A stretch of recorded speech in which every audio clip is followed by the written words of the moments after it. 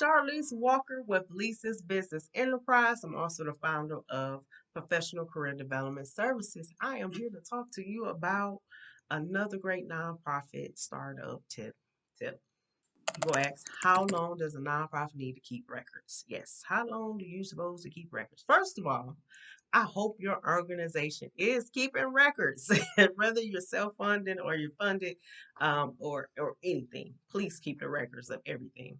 And so we're gonna get right into it. Per the IRS, 501c3 must obtain, I'm gonna say must maintain books and records to show that it complies with the tax rules. The charity must be able to document the sources of receipts and expenditures reported on Form 990 or the Form 990EZ and Form 990T. Remember, there are filing penalties if you do not file the 990. Remember the form 990 is our tax filing form. So just as you file your individual returns, nonprofits have to file returns as well as 990. So, one thing it is highly important that a good record and filer system is kept. Is very important because we're a public charity, right? 501c3s are public charity. So, a public charity should set up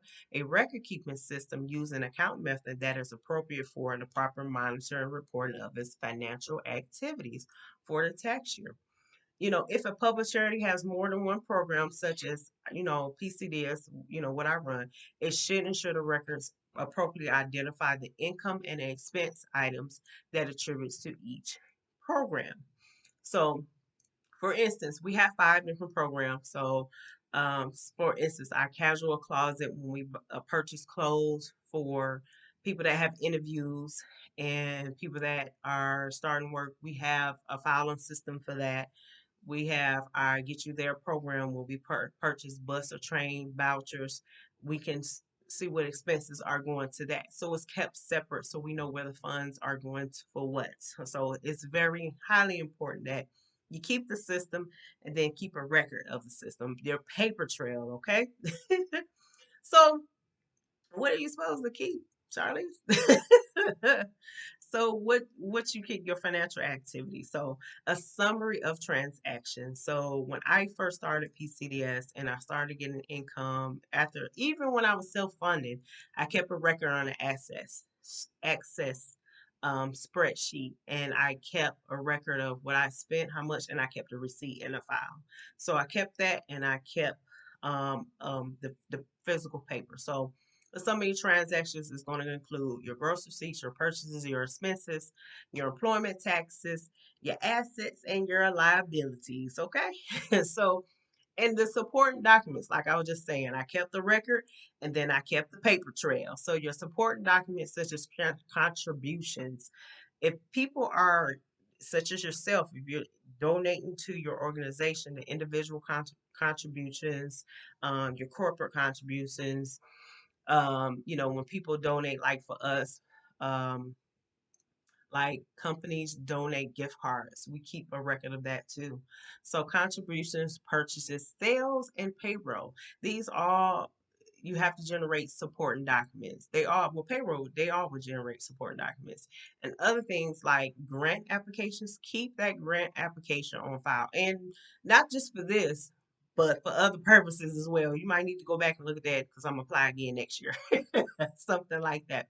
So grant applications and awards, sales slips, the pay bill, invoices, receipts, deposit slips, and canceled checks. These all contain information that can be recorded in accounting records. So the question is, Charlize, okay, I got all that. So how long do we keep these records? How long do organizations or persons keep these records? So we keep records, and I'll answer that question. We keep records just like a for-profit does in a banker's box. One thing that I'm always thankful for and grateful for, the knowledge and the information I retain from working in a for-profit world, in the corporate world, when I used to do payroll or when I used to be a manager as well, and I did stuff. They kept a banker's box. This is a banker's box, y'all. This is a banker's box. Same information on back. So I got this from Staples. You get a pack of like 10 from Staples. I think it's a pack of 10. You get it from Staples. You can get an Offer Max. You get it from any office supply. You can get it from Amazon. Keep that information after the year has done and you're doing your records, you're doing your end of year, file it, put it in the banker's box. Okay. And so let's go back to IRS. Per the IRS, public charities must keep records for federal tax purposes for as long as they may be needed to document evidence of compliance with provisions of the RIC. This is 3 years after the date the return is due or filed.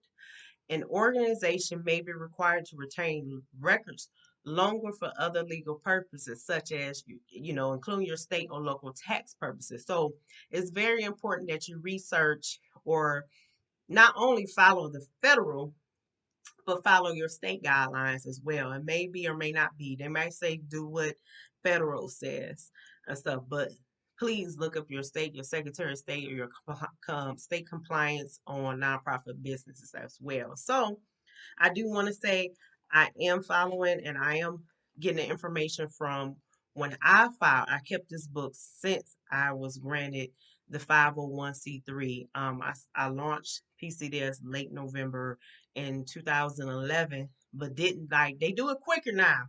But I obtained our 501c in 2013. That's how long it used to take. They made it a little bit quicker now.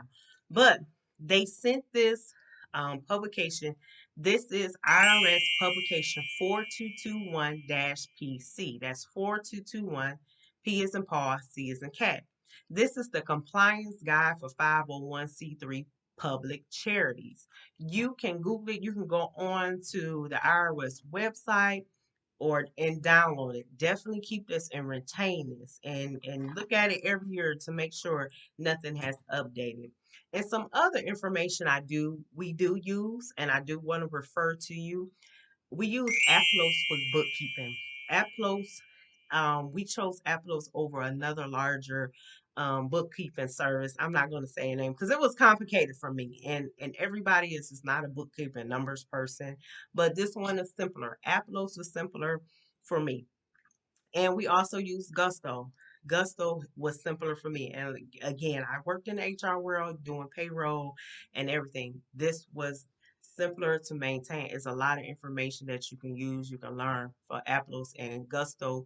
They have excellent, phenomenal customer service. If you don't know something, you can just go ask and they'll just tell you. So it is simple. Aplos, you will get all the documents that you need and everything. Another thing about Aplos and Gusto, when you're doing your bookkeeping for Aplos and you need your information for payroll, just for have those records and everything, guess what? They parse their systems together so they can get the information in there so you can have that record of that as well. I love that about both of them. And in addition to Aplos, you can file your 990. You can e-file your 990 through Aplos bookkeeping. So what I would do, I will put the information down in somewhere for Aplos, and I will send the link because Gusto has, if you run your payroll with Gusto, they'll give you $100. So I'll give you my referral link. So thank you for listening. I hope that knowledge was powerful because knowledge is powerful, but sharing knowledge is empowerment. And if you need any more help, my contact information will be there too. Thank you.